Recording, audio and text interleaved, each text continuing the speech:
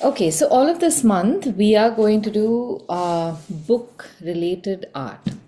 Now, the book related meaning that we're not really doing book illustrations, we're not doing cover design, because all of that will require a good 6 months of just training to do all of these things. We have a lot of design principles in book cover design and a lot of illustration or a proper art education to do illustrations. But there is a lot you can do with books that does not involve this.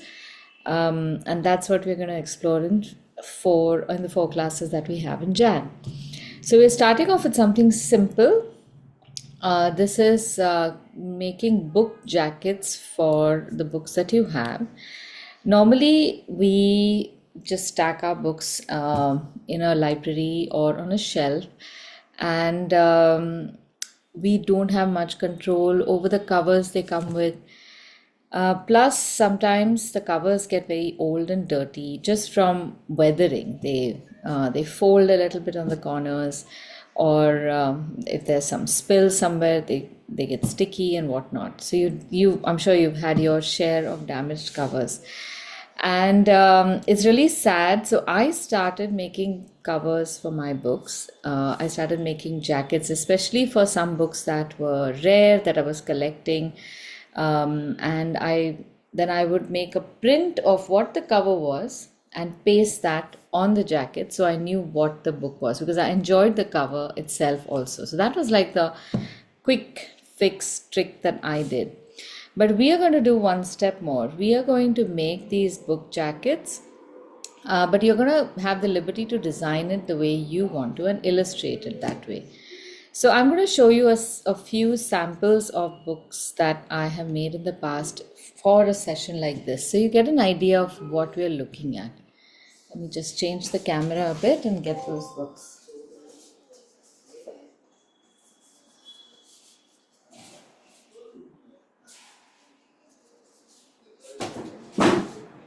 So there's a whole heap of books that I have made over the years.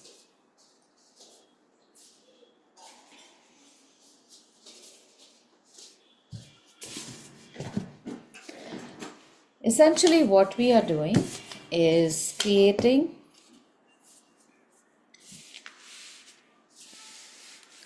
something like this. So this is the state of the cover. The papers we can't do anything about, they are going to become yellow, that's fine. But at least this part we can protect. So I just make a jacket that, it's like a sleeve that goes over the entire book.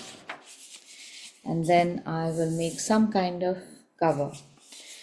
And this is not obviously the original cover. There's a woman and there's a tattoo on her back, but I've taken a little bit of that design and recreated exactly the same tattoo. So really not using not wasting too much time in thinking about what design I want to make, but still making it look attractive. And then just give a skin tone base, make a slightly deeper tattoo, and then write the text in a simple font, not too much decoration. So this is like the basic that we can do. Now this is good for when you have fiction books, but you might also have a lot of non-fiction books. So I have things like these at our home, which are just regular books on marketing or shopping or packaging or whatnot. So even those can be covered in the same way, and sometimes you can't think of what you want to make on the cover, so you just make the lettering very interesting. Then you might have a book like this, which is also non-fiction, but there could be something in the book that could spark your imagination. And I read a small passage on how the rickshaw is the perfect symbol of how Indians run businesses. It's quite interesting as a theory. So I thought, let me put this on the top. And I also found a passage on a bull. So I got a traditional Indian bull and put that. I wonder whether this one was on the back also. No, it's not on the back. And then I had some time to kill, I'm sure. That's why I went ahead and made this really elaborate but completely unusable barcode. But it looks really nice on the cover. So this could legitimately be a cover. At least I think it's better than something like this, which is just taking a picture and putting it. So what do we need on a cover? We need the title of the book and we need the name of the author. So title, author. And sometimes there is a tagline that sells the book a little more than just the title. So these are some. And then you have books like maybe a series which can be made like this. So I've just used black paper and white pen, same kind of design for both, and using a symbol of what the story is about, and finish this off. So you have a title, writer, and you also have to write on the spine, because all the books are going to be stacked sideways, so you should know how to look for it. And if you don't know what to make, if there isn't a picture that you want to make or can make or like to make, you can go ahead and just make whatever you like. As long as there is a title and the name of the author and whatever tagline you want to put, any picture will work. So I have a book like this. What would you do on a dictionary? The regular dictionary looks really boring. So I made something like this, which I think works pretty well, which is just blobs of color and brush lettering for the text. And then in one of the classes this week, we made something like this. Now this story has a lot of pictures or imagination, and if you spend time on this, you could make a lot very fancy illustration. But as far as this project is concerned, if your goal is to just make book jackets on the entire library, you should budget the amount of time you want to give for this, and according to that, do whatever you can in about 20 minutes. I still need to, I have done the spine. I thought I had to still do it. Now, one thing you can do also is, in all these books, if you have read the book, the part in the back can be different from what you would normally find on the original book. Here you would have bits and pieces of the inside text, or you would have somebody's commentary about the book or recommendation. But in your case, instead of copy pasting what is already there in the book, you could write your version or your impression of the book. That way, this cover becomes wholly yours. It's only related to you and your library. So a few things to keep in mind when we are making our book jackets. The purpose of the book jacket in your library is to just protect the book and to tell you what the book is. The purpose of a book cover in a store is to sell the book. So they work with very different principles. They want to look more attractive to a certain group of people, which their marketing department must have told them. And they have to find themselves appealing based on a whole number of books that are already there on the shelves in a bookshop. So their purpose is different and our purpose is going to be different. So we have been freed from the requirement of traditional book design. That's why we are not going to bother with any design principles. You will do whatever you like to do. And you can have different things, different goals attached to this project. Like, for example, if you want, you could choose to make a series of books in such a manner that all the spines have a design that continues throughout, so that when you put it in the shelf, you know that all your books are there. If somebody takes a book and doesn't bring it back, which book is gone. So you always have that in mind. So That is another feature of the spine that you can enjoy. The rest is just, you can think of a lot of things, ways in which you can use this. As we go along, I'll give you some ideas as well. So what we're going to do first is measure out our sheets of paper and see how much paper we have.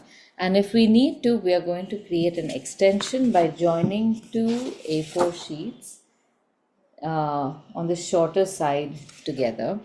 We'll first join that, let it dry, and then we will move on.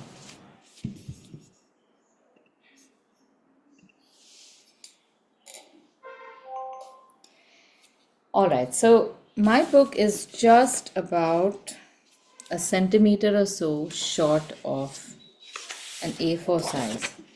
And if I were to fold this paper, you will see that it might cover the entire book with just a little margin left over. So if I did not have to fold in a flap, this might have been enough.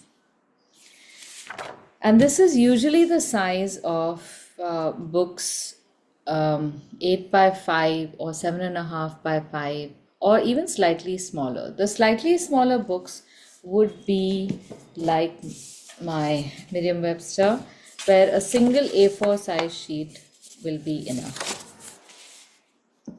But for the larger books, you can take one sheet of A4 and possibly even cut it into 3 parts and use that as an extension for your A4 size paper and cover 3 books with that.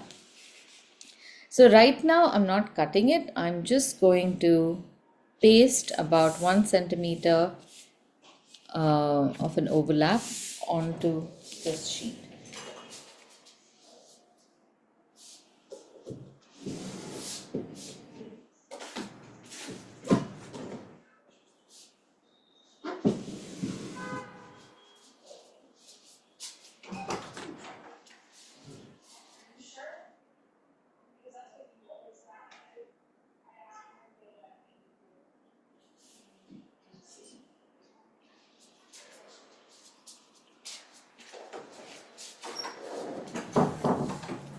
Okay, so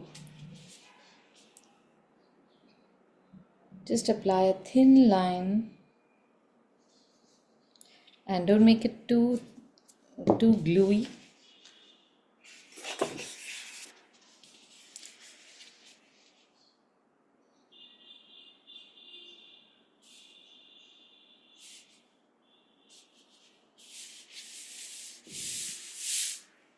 And leave this to dry for a few minutes. Right, so now we are going to take our book and do a little bit of lettering to figure out what kind of design we want on the cover.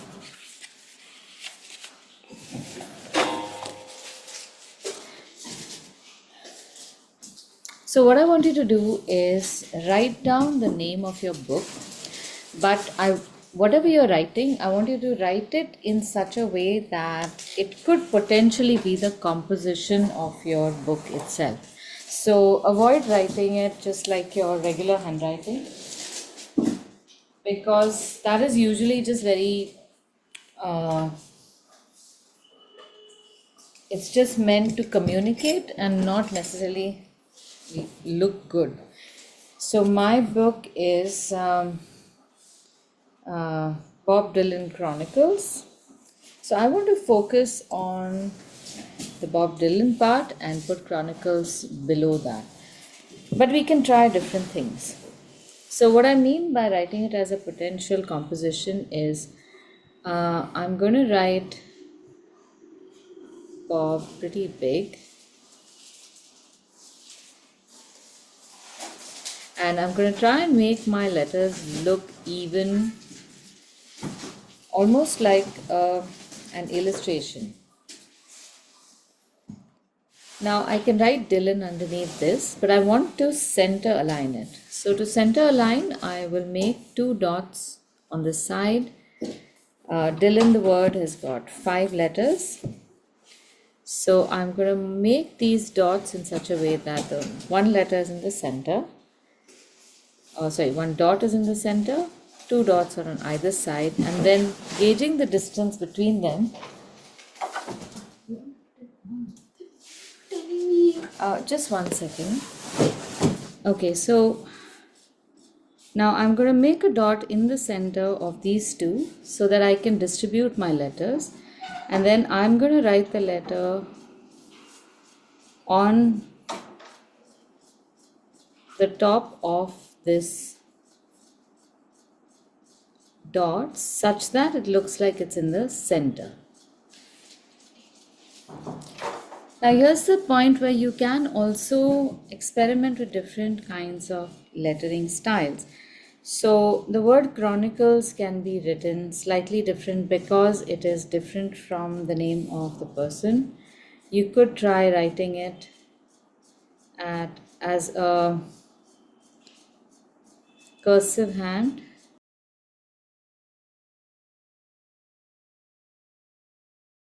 So I can do things like these.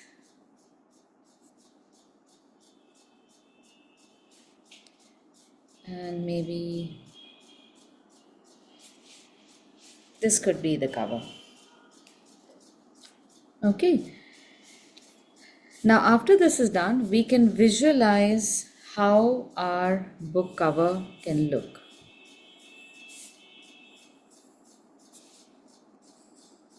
And we can make maybe 2, 3, 4 rough illustrations so that we start seeing how the book cover is going to turn out in the end. So one really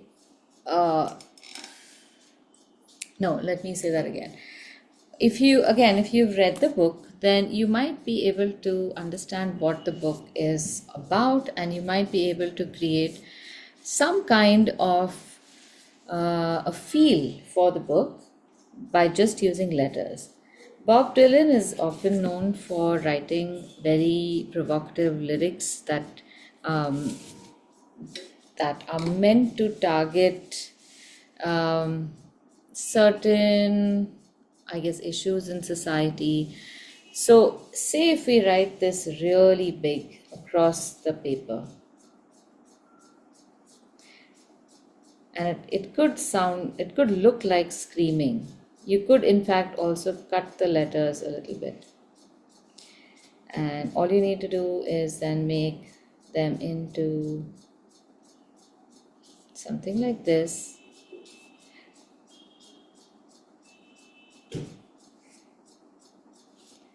And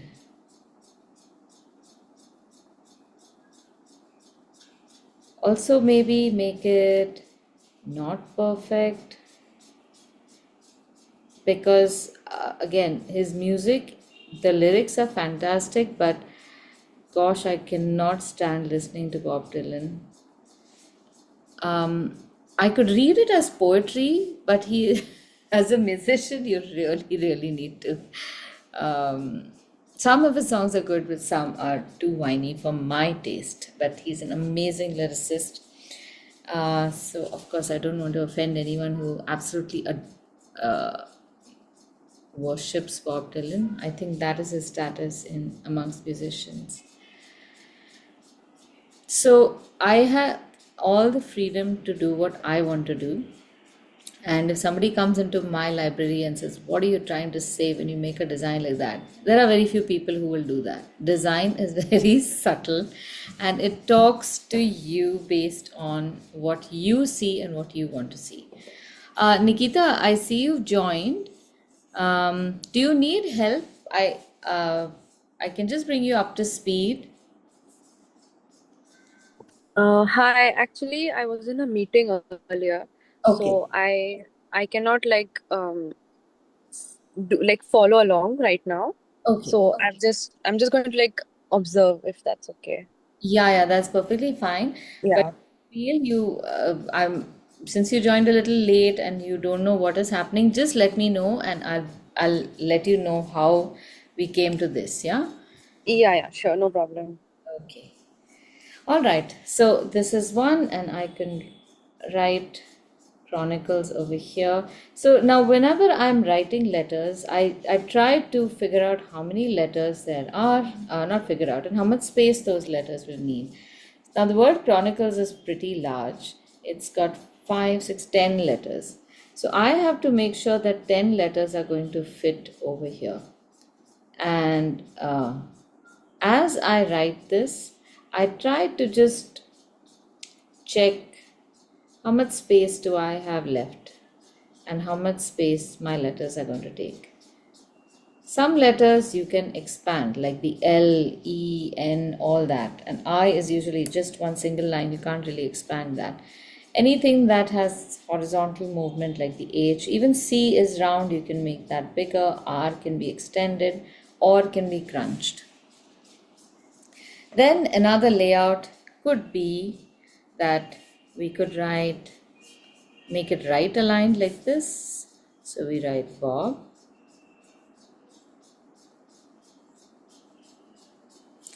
And we could write Dylan, but write it from right to left. So you can write like this. I know this is just challenging unnecessarily. You don't have to write it like that. And the word Chronicles can be written upright.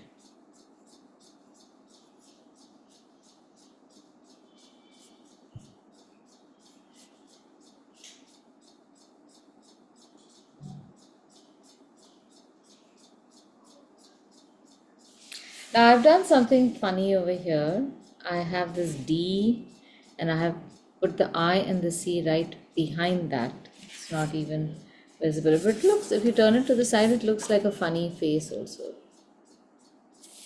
So here I'm not too concerned about readability because this is going to be in my bookshelf, and honestly speaking I could write Bob Dylan like this on a large format, and Chronicles can come here without the overlap also. But this is just so that I know this is one option. And we can then decorate the book with just maybe a few lines or even something like this. I have been thinking of doing this. I've done at least 4 classes or more of book covers, and I really wanted to make a wreath. So we could make a wreath that will involve a little bit of painting, and we could write Bob Dylan here. The center of the circle can have the word Dylan. Bob can fit on the top well, and we could possibly also make a banner in which we could write Chronicles. So this is one option. I'm going to be doing this, but I want you to choose whatever you want. I've given you some options over here. We will use this page to practice painting the leaves of the wreath and things like that. And if you have any other elements that you want to try out, do try them out on the entire page this time. Today we are not going to use this for anything other than trying out our layouts and our designs.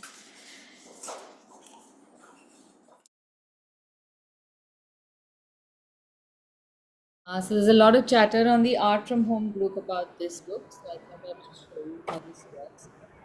Let me pick out my copy. So there's all sorts of lettering styles that you can use from this. It's very casual, everything is hand drawn. So for something like Bob Dylan, maybe I can use something like this, which is essentially, so I'm going to give you a step-by-step on this. Okay? So what we do is very lightly you write a letter.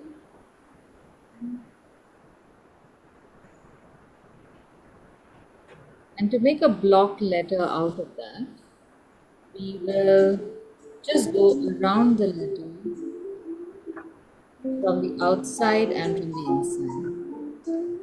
I want to make it slightly slim because I'm going to put another layer. Well, these are multiple effects you can make. This itself is one kind of lettering. shading style. So I have just made lines parallel to the existing letters.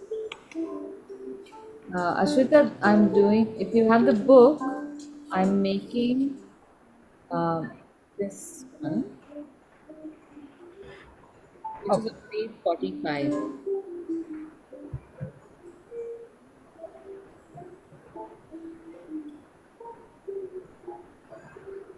Okay.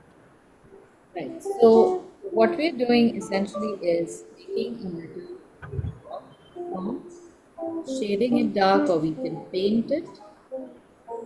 Then we are going to make one more outline to this.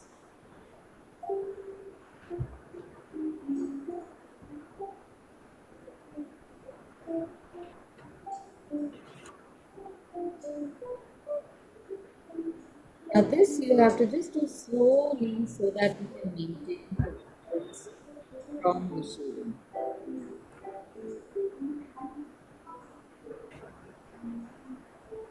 And you also make the inside.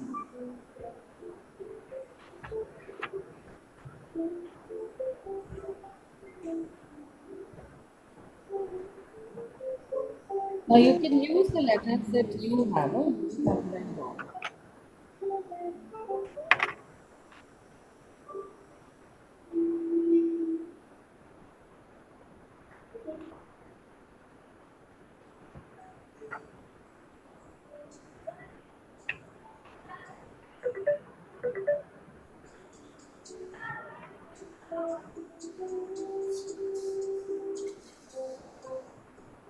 Now, once this is done, we will put shadow.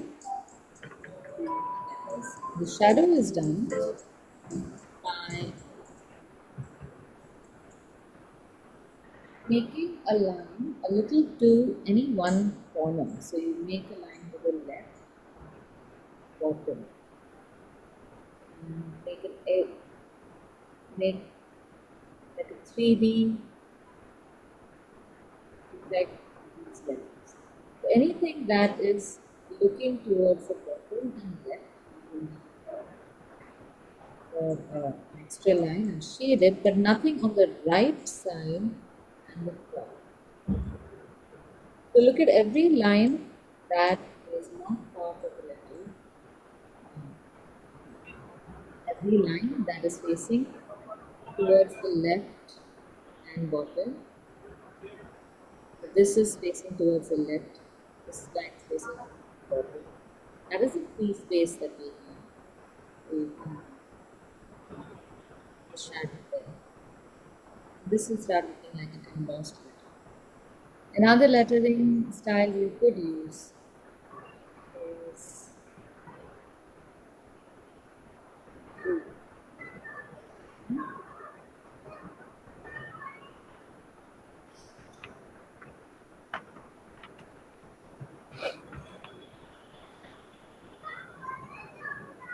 oh, you could also try a nice thing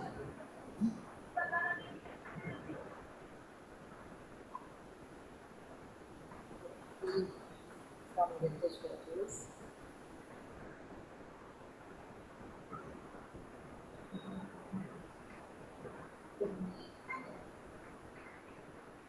Or maybe like this. So whenever you're making any kind of decorative letters, make all the letters first in a skeletal form. I'll make this here and I'll make another T. This is going to be slightly smaller than the finished letter over here. So obviously we've made 2-3 lines on top. The sizes will be good. That's why you should make the entire word first. All this is given in the book. Huh? Now to make a vintage letter, if I may show you, we have to add a few elements to the skeletal form. I'm going to add just a dash like this in the center and make these wedge-like shapes. I'm going to connect to the O. form. Of course, you can do this whole thing together one form as well. Now, since we have made this wedge, we can create a little distraction in the center of the wedge. Put a small circle over there.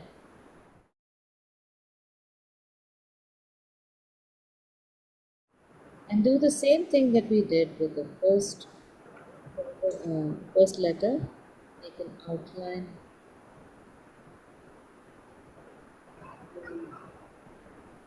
The letter.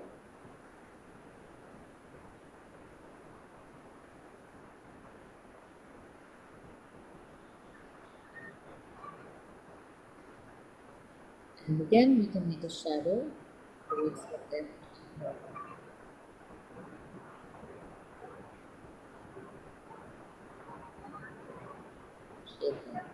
So it starts looking very heavy and very cover-like letters immediately. For small letters or small words, these good styles to work with.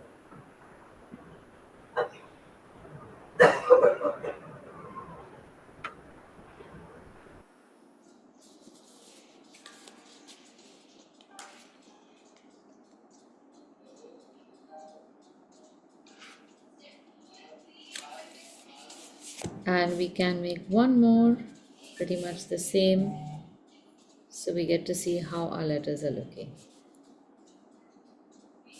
Now, here's how I make my letters now, because I don't make skeletal letters anymore. That's because I'm able to see the form that it's going to take. After making a certain number of letters, you know where your lines are going on the blank paper.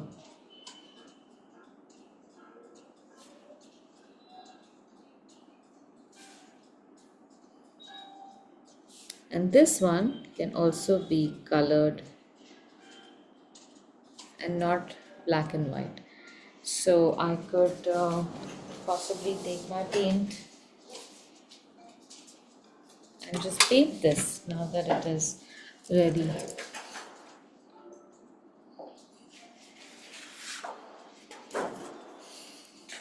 So one thing we should do over here is enjoy the fact that this cover is going to be handmade. Don't even bother to try to make it look like it is anything but, because handmade has its own charm, and I suppose printed covers have their own charm. Now that everything is printed, I don't know how charming printed looks. I don't know if people are even giving it a thought, thinking that, oh, this print looks so amazing. But if you can imagine 400 years ago when printing was like magic, it must have been so impressive. So if your color goes a little off and your illustration is not perfect, it will really just add to the charm of your book jacket.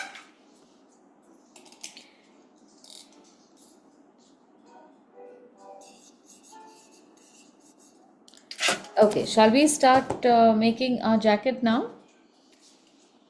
I think we have got enough practice under our belt.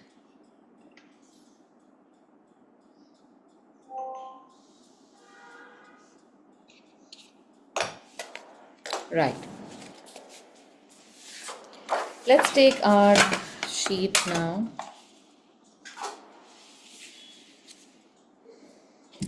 Just give it a second, the camera is registering.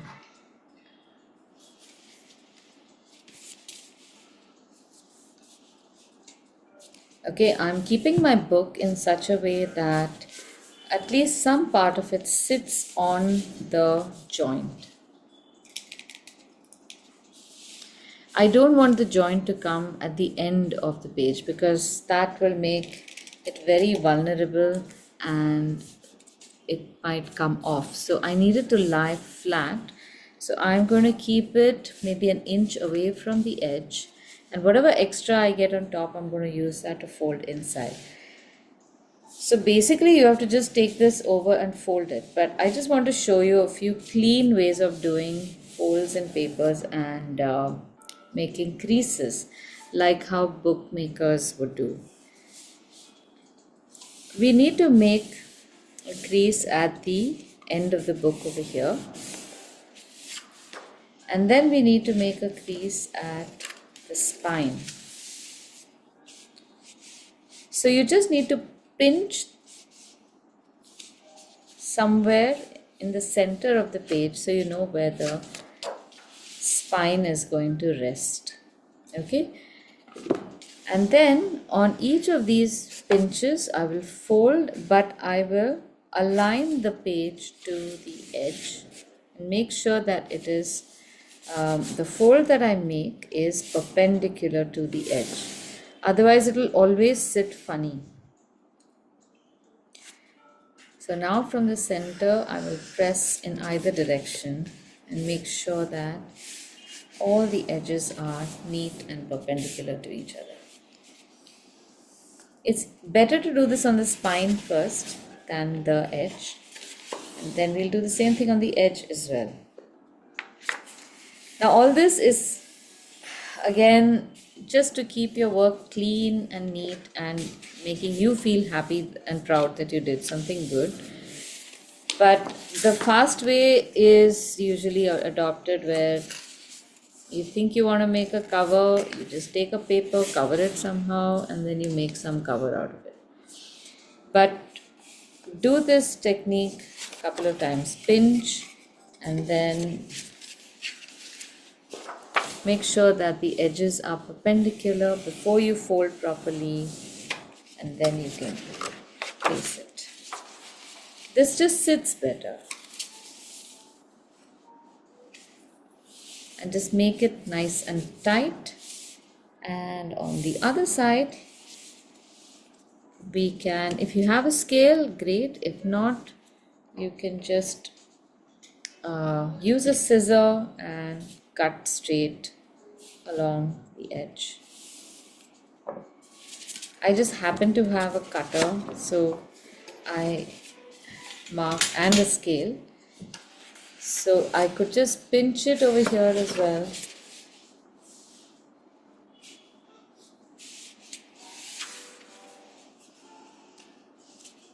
Fold it properly on the perpendicular.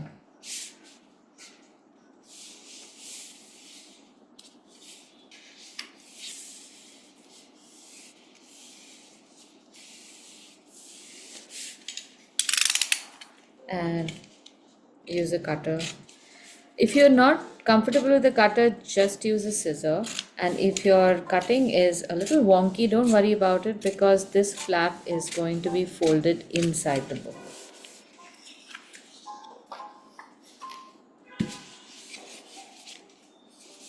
So here's my front. Now again for the back, I'm going to pull the cover in tightly, make a pinch mark over here, and then at the pinch mark I'm going to fold it. So this is just to satisfy my own ADHD. If my books are not or my folds or creases are not accurate, and I know that this jacket is ill-fitting, I will probably not sleep well for a few nights, and then I will promptly forget it just to maintain my sanity. So now I have some extra paper over here, which also you can mark and mark the edge so that you know where to cut it. And if you have a cutter and a cutting board, then just use that. If not, then just mark a line, the scale. These are again things that I don't usually prescribe because I don't want it to be so complicated. The moment we complicate art, the less we do it. So I like to do things without using any of these tools, But if you have the tools, your work becomes a lot cleaner, no doubt. And it helps once in a while.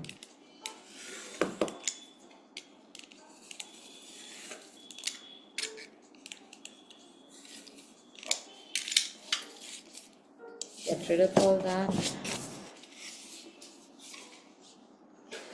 Let's check.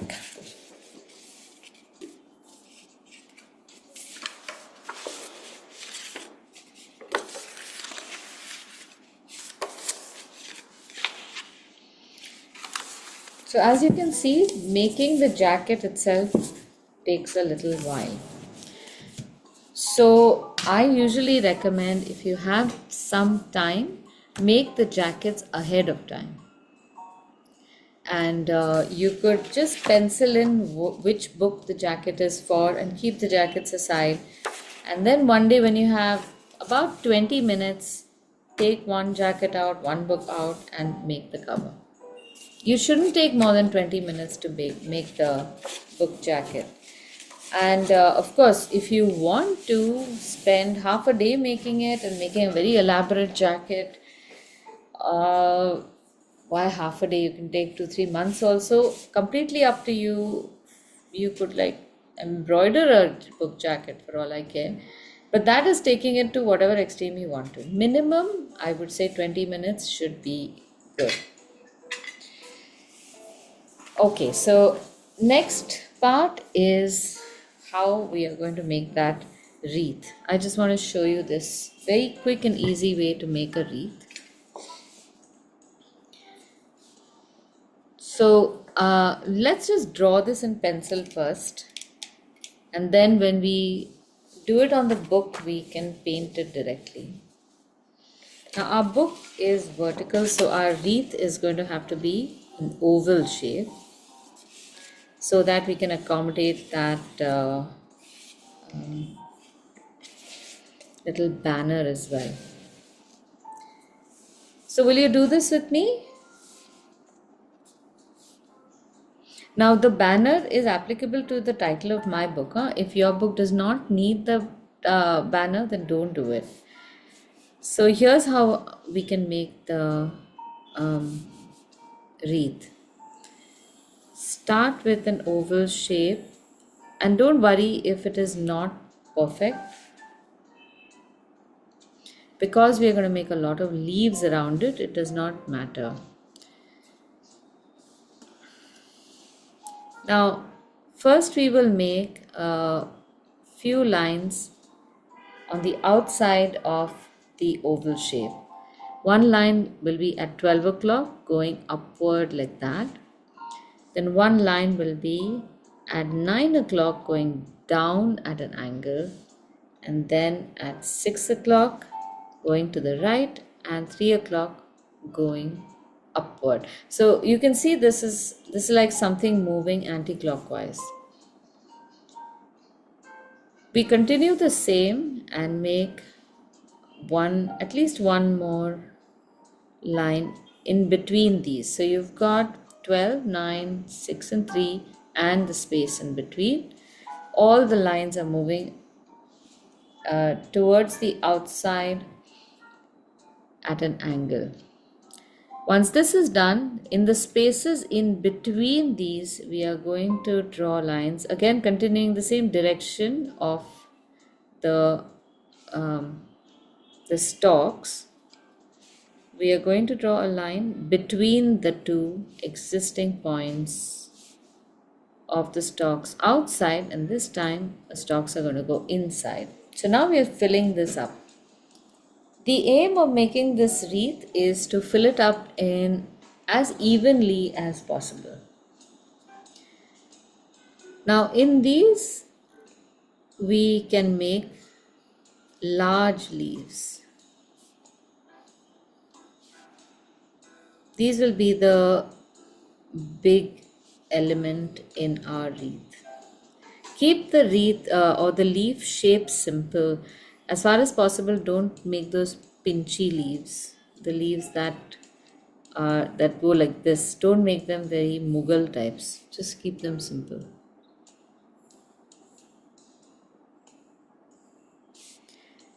So just two curves joining, that should be enough. So this is our basic wreath, and everything else we add will be in between these spaces, again to fill up the space such that the wreath looks filled up. Obviously, wreath looks more elegant. This just looks like a measly wreath. Now, knowing that I have to write Bob Dylan in the center, I'm going to write the words first and then make the rest of my design. And even here, I will make my banner. I think I'll make the banner come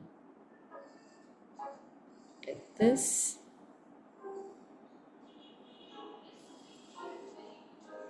Maybe even a little more. The word is quite big.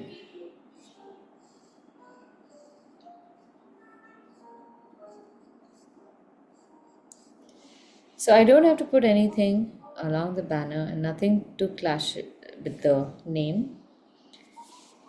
And the next thing I'll do is, in the spaces in between the existing stalks, either going inside or outside, I start adding slightly longer stalks on which I will put in two or three leaves. The direction remains the same. These leaves will be slightly smaller, and I could also put some flowers. The direction should be just a little different from the others so that it doesn't look like they're all marching in the same direction. And I could add a few odd flowers in unexpected places. We do not want to make this look like a cut paste job because we are painstakingly making it by hand. It should not look like it's a computer generated illustration. What is the point otherwise? It cannot be too perfect and it cannot be too identical as well. So I'm just using these motifs to fill up the space. Am I being clear? You're following, right?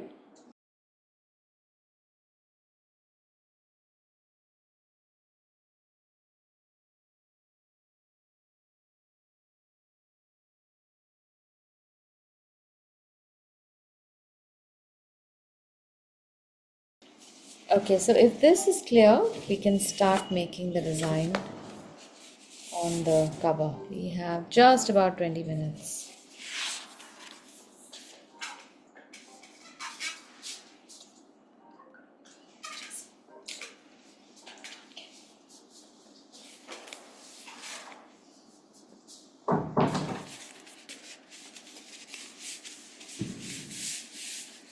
So if you want to make the design in such a way that you don't see any pencil marks, you can directly paint it also.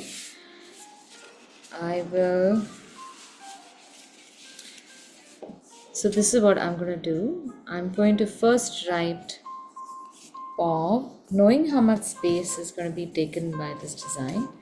I'll first mark the center and I'm going to write a small O, knowing that I have lots of space to fill up.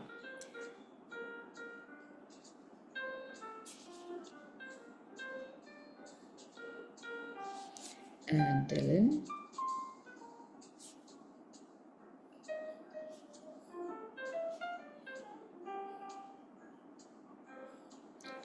So this will give me an idea of where I can make the wreath, and I will make the banner over here.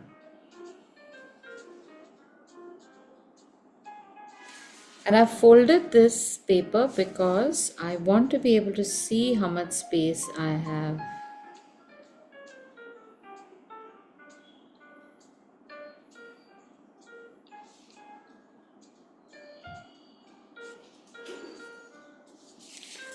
If we don't fold the paper and we keep it open, and by the way, when we open this, the cover is going to be on the right flap.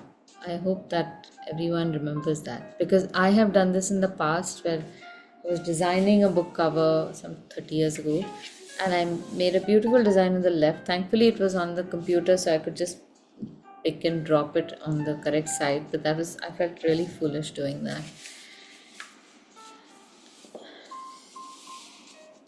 Okay, now once this is very lightly drawn, I'm going to make a light line to indicate the center of the wreath, just running around the name.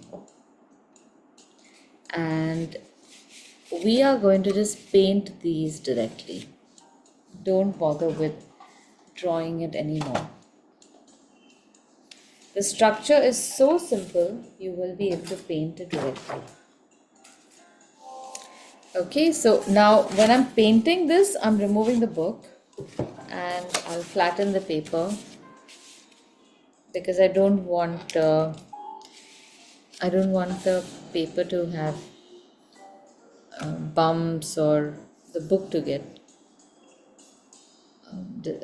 paint on it either.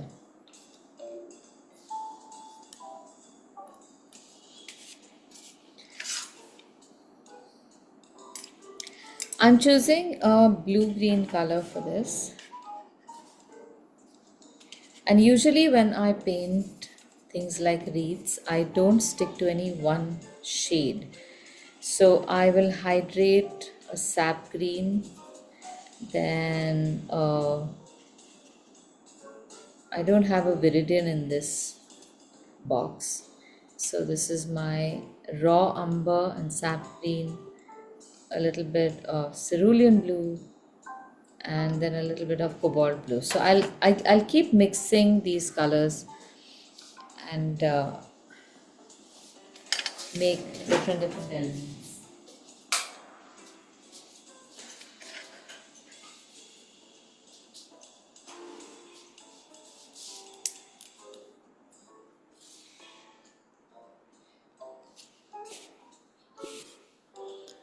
So here goes.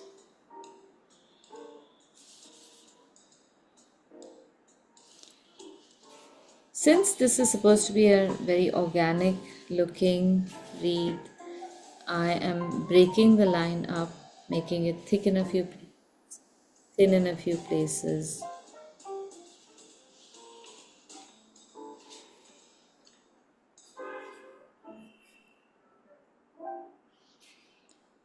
And the rest remains the same.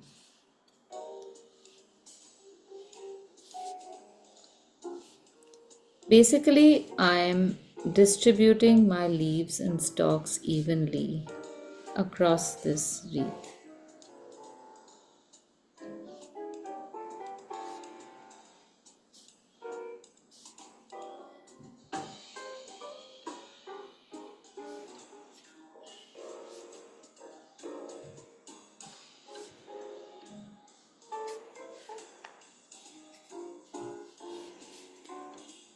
And I'm making the leaves also quite casual. Since my color is changing, I'm going to keep making the leaf in different parts of the wreath. So this is one exercise we do in the beginning when a batch is beginning. If you join a batch right from the start, we do these exercises in understanding paint and consistency. Ashita, did we make a wreath when we started this batch last year? No, not a wreath, but we've done leaves and color consistency, etc. Yeah,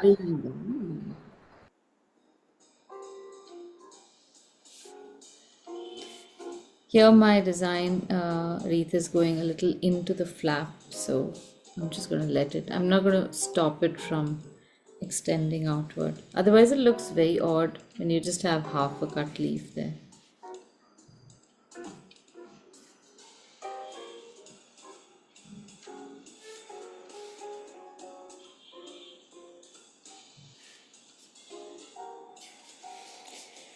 Once the big leaves are done, I will switch to small leaves.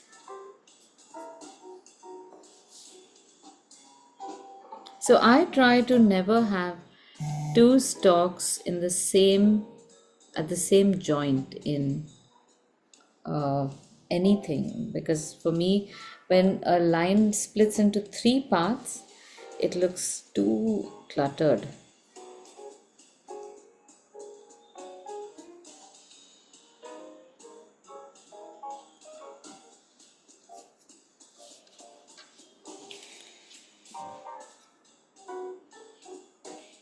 So, since this is just supposed to be an imaginative design, if some of your leaves do not really touch the main stalk, also that's perfectly okay. And some leaves can be painted even without any stalk at all.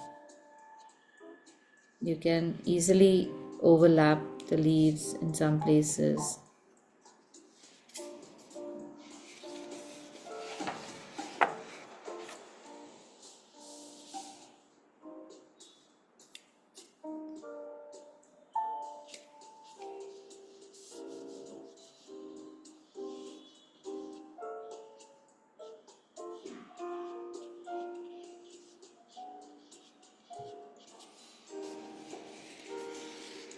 Now, for painting leaves, sometimes your hand will move best in one particular direction. So, you keep rotating the cover to orient your hand. Don't try to make you don't have to do pencil yoga in this in this instance. Okay, here this is looking too similar on the top corner. So I'm going to add one more leaf here. It won't look very organic otherwise.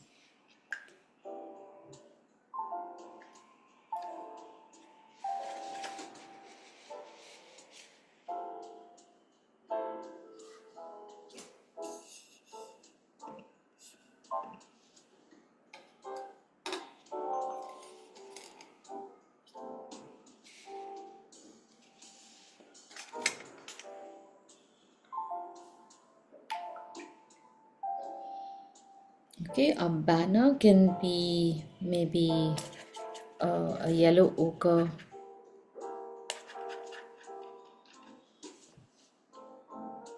It's a reasonably neutral shade, does not clash too much with the green.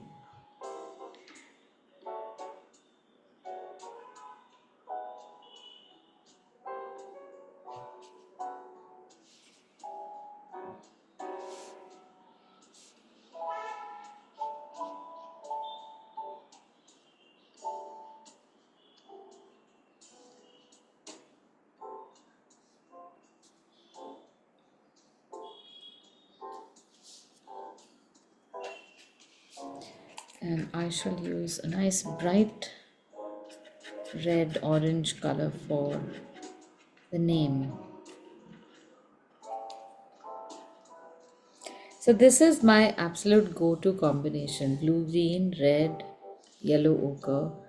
I do so much of this and I still enjoy it. So I have arrived at these colors as my preference. So I don't want to impose my preference onto all of you, but when you are choosing colors for a project like this, if you've not worked out how the colors look with in each other's company, you ought to just make some swatches on a spare sheet of paper and see how the colors are interacting. Are they making sense? Are they clashing? Are they being too loud? So there are these adjectives that you can use for colors. Some are soothing, some are very dashing together, some allow you to give the right emphasis to the right word. And all of this has to do with a feel for those elements. it's there is very little that one can scientifically prove and say, look, red and green should not be used together because they are complementary colors. But I have used them right now, and in this context, they work. So, complementary colors not working is not the problem. It's where you use them that can be a problem.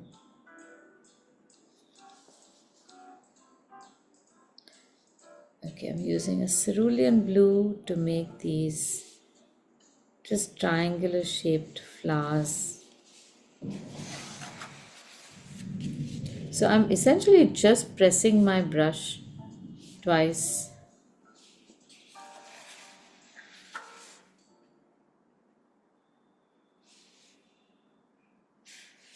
in a V shape to create these flowers. And sometimes you can use old brushes to do this, where uh, the bristles have frayed so much that you can't do any fine work anymore. But it can give, within just a brush stroke, it can give the effect of some jagged edge.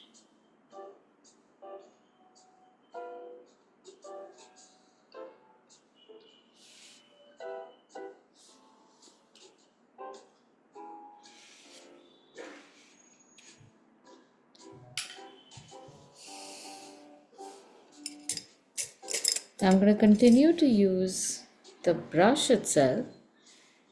And here's another thing I do. Sometimes there is this color in the middle of our palette, between colors. These are weird shades that sometimes give you just the right dark colors you need. Like I need a dark color over here to put a shadow on the banner, but I don't want to make an outline, so I'll just use a color that's adjacent.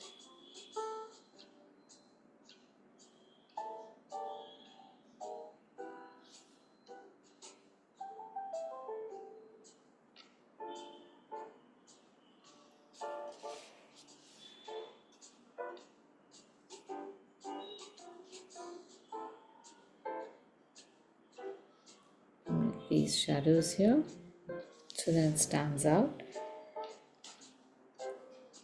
and maybe continue to use a blue. Now I can't use the red again over here to write chronicles, because then all the fun that red is having in this composition would be snatched by chronicles. It's a bigger word, and it is also on a backdrop, so that wouldn't be fair.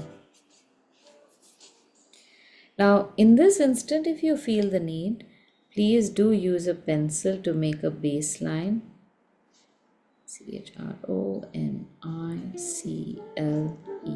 CHRONICLES.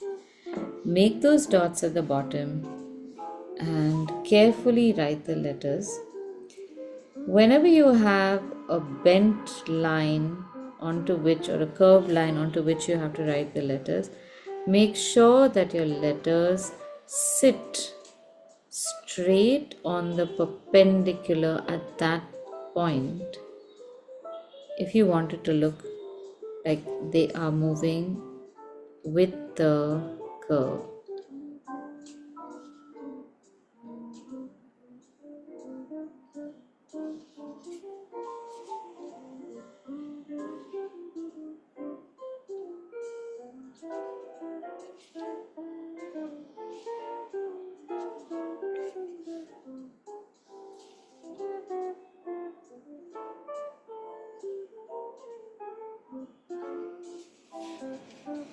Oh, I have eaten up a letter.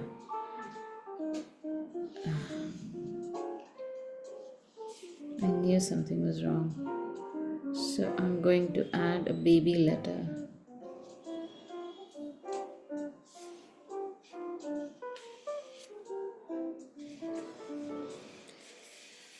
can use the same blue to now drop a shadow onto Bob. So since that side is dark, I'm going to paint from this side. And I'll make the shadow only touching the left edge of the letter, going all the way down.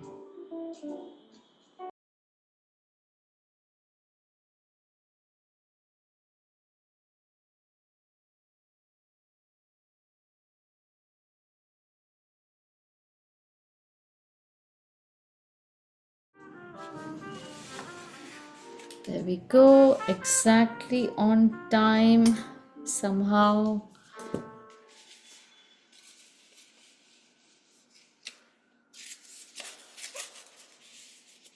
Although the paint is a little wet, I don't recommend doing this. I'm just very psyched that I finished bang on the dot.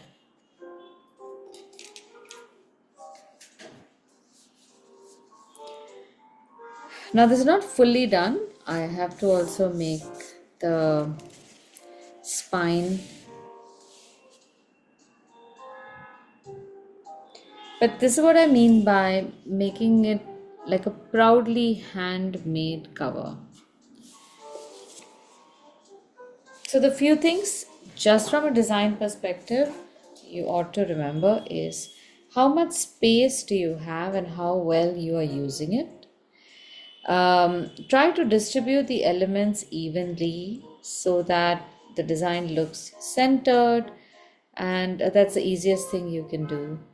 And regardless of what elements you put on the jacket, your brain will try to fit things to make sense of it. So don't have to stress too much about whether something is right or not. For the moment, avoid making anything too complicated, because complicated means more time. More time means you'll have to take time out of the other stuff you're doing in order to do this. And if you do have the time, then great. But if not, pegging your goal too far and too high will just lengthen the process and you might just abandon the project halfway. So think of quick solutions, think of quick embellishments, and start putting them together. And you'll start getting better and better.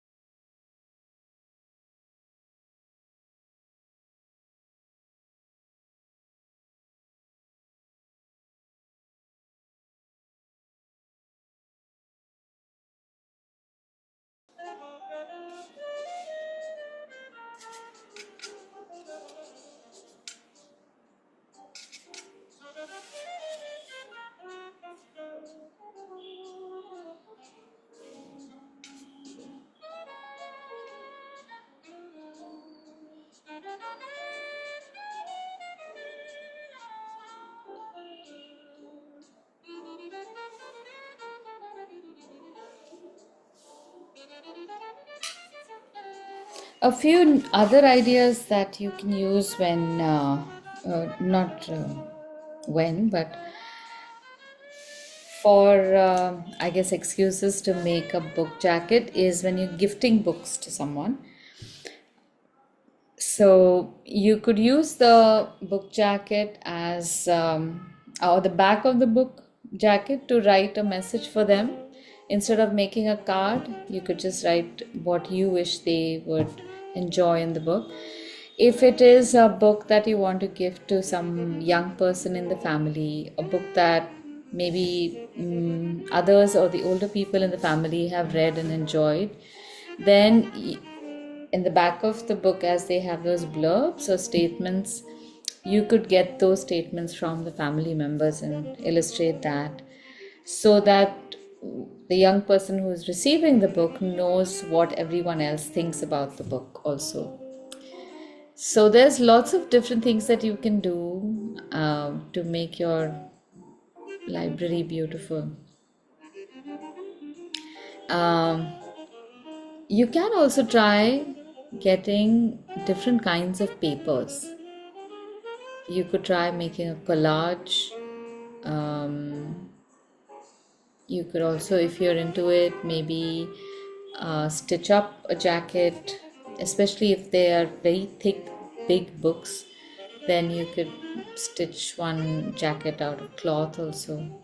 As long as it has a flap and folds in, it should be fine.